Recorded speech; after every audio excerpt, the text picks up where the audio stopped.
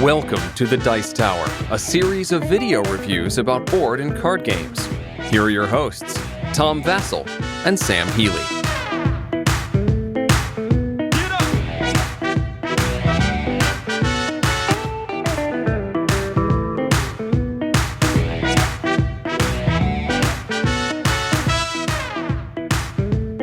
Hey folks! How you doing? Zee's back at Miami Dice.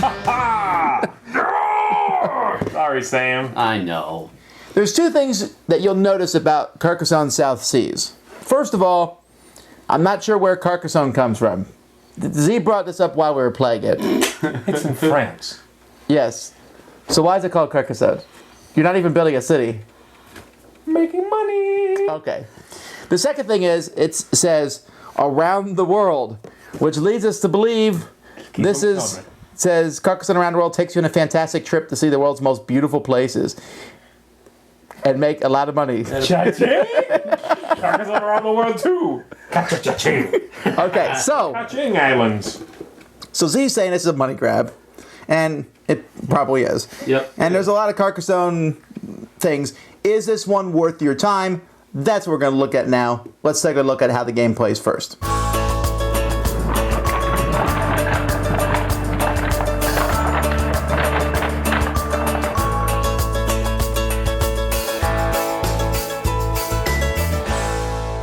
You're going to take a stack of ship tiles and place them here and draw 4 of them and place them up here. Now each ship will tell you what goods you need to get the points that are listed there. For example, of these 2 ships you see here, the first one here can take any 5 goods. This one here needs 2 shells and 2 bananas. This one needs 1 fish, a shell, and a banana. And this one needs 3 of one type and 1 of a different type.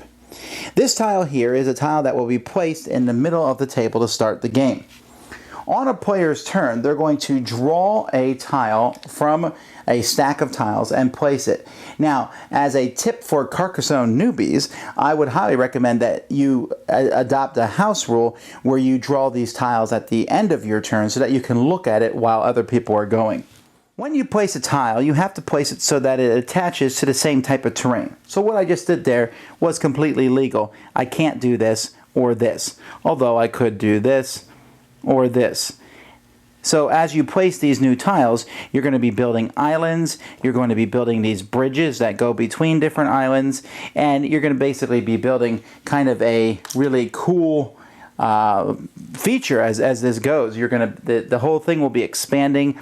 You'll build bigger islands, you'll build more out in the sea, and these things here are markets that you'll be playing, and so you can place those like this. So here's a kind of an example of some of the tiles that are placed together, and there's lots of different combinations of tiles. Now, after you place a tile, each person has 4 meeples, little dudes here, and you can place one of these dudes or dudettes onto the tile that you just placed. So let's say this was a tile that I had just, well, that's a starting tile, so I couldn't. But let's say that I had just placed this tile here. I have some choices. I can place it on this bridge, on the island, or into this sea zone, or this sea zone. Now when you place it into a sea zone, you lay it down just to differentiate. It makes it easier. Now, when you place it on an area like this, let's say I place it on this bridge, and then later on, somebody completes that bridge. Let's say someone plays another one there that makes it a little bit longer, but eventually someone plays one, and there's a stopping point all the way over here, and it goes down to this stopping point in the island. At that point, I'll pull my person off and score, and I get shells equal to the shells that are on it. So in that case, I would get 2 shells. You're even allowed to, let's say this was the tile I put down, I could put a guy on here, and oh, it's already done, take my shell and get off. The same thing will happen as you work with these islands.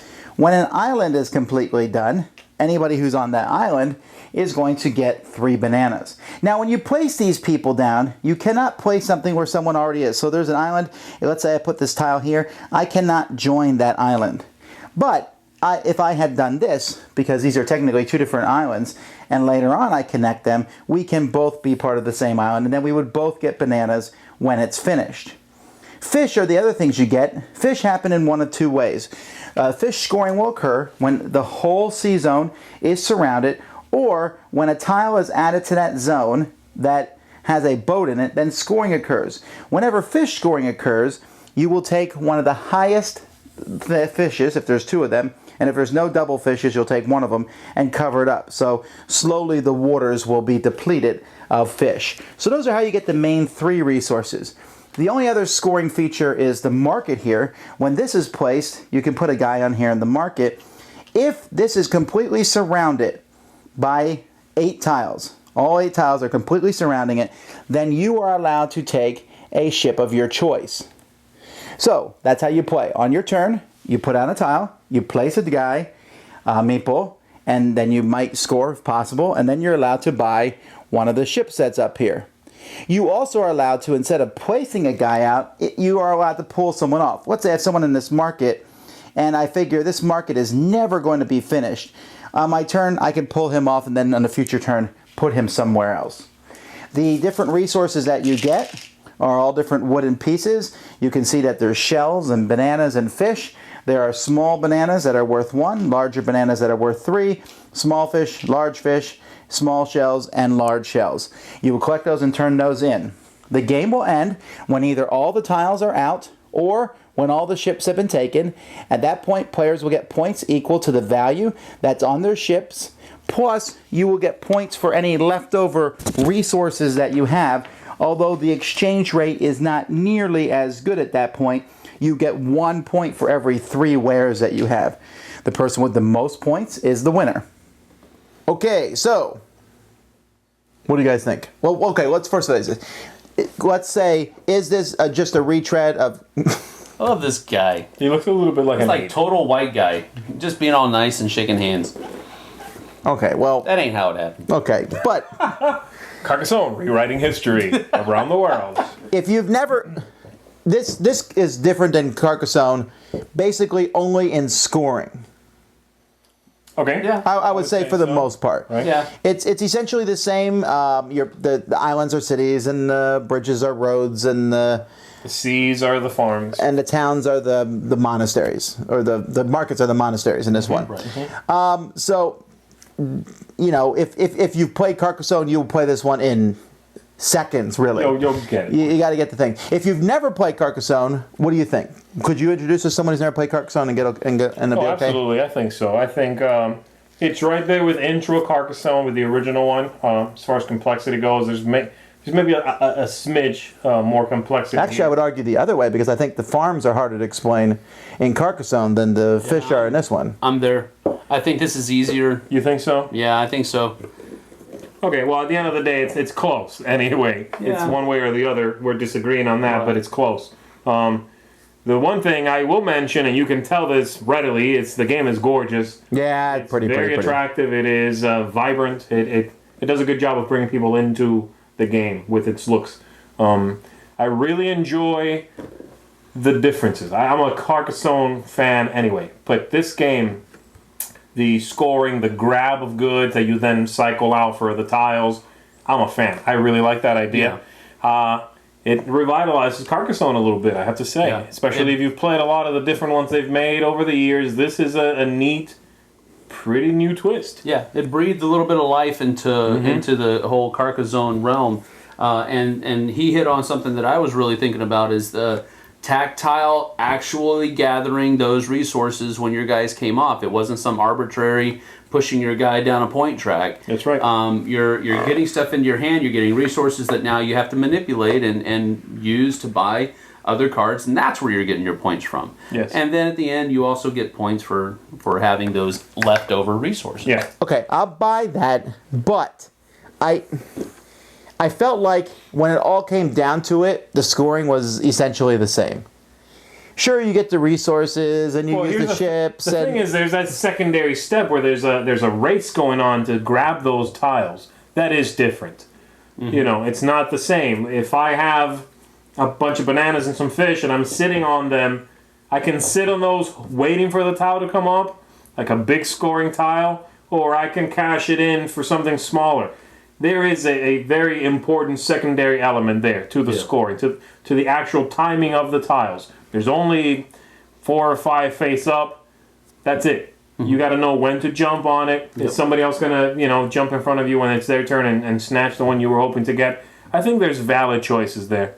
And it's interesting. It adds a really good element. Any game that adds a focus point where people are fighting over, point makers or whatever, I think is a good idea. And Carcassonne did not have that. Yeah, I mean, I think earlier we were poking a little bit of fun at the whole money grabber idea, but Carcassonne has really come out with some gimmicky type stuff. Oh, true. This is nowhere near nowhere near the gimmicks that they used to come up with. This is actually a solid game. Absolutely. True, but what I'm saying is, if you own Carcassonne, you may not want to get this because it's that similar. And like, for example, I'm not going to keep it in my collection because they're so close to each other. I'm not saying at all that it's bad.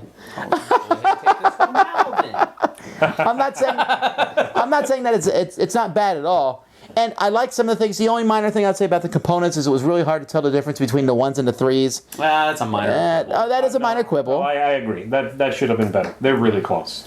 But I agree. It looks really good. It's easy to play. And if I had the room, I would keep it as my go-to. Hey, you guys never played a game before? This is definitely a gateway style game. Absolutely. Very easy to play. I do think this has enough of a different flavor than regular Carcassonne to justify owning this and your other Carcassonne stuff. But I wouldn't put it above Carcassonne the City. Would you? Those are very different. Those are very different now. If I gave you this and vanilla Carcassonne right now, which one would you keep? Both brand spanking new, no expansions. And no expansions exist in that world because I would pick the one that has the most possibility of expansion. If it doesn't have anything, you're not planning on getting anything else but that box. That's tough. Probably this one, but I do like I like building cities. This looks cooler. It does. It looks better. It's much more vibrant. Well, they've had 14 years to work on it. Yeah, I understand that. But the only thing that I would say that pulls away from this one is that it's not. You're not building the city of Carcassonne. That's okay. They got to put the name on it because if they didn't, you would say this is Carcassonne. Why didn't they just say that? But I think we're split. We're at this point we're splitting hairs, and that's a hair that I would probably split. However, this game or the original Carcassonne, I would pick this one. All right. I think I'm right there with you. Well, I'm going to give this one Carcassonne tile up. That's pretty lame. So boring. That's so boring. Sam. Okay, I'm going to give this 2 bananas up. That's what you were going to say, wasn't it? Why do I have to be third? I'm going to reel in me a couple of fish and stand them both straight up. 2 fish up, baby. Great Carcassonne game. They're going to quote us 5 thumbs up. I said 2 fish up and reel them in. All right. Anyway, that's Carcassonne South Seas.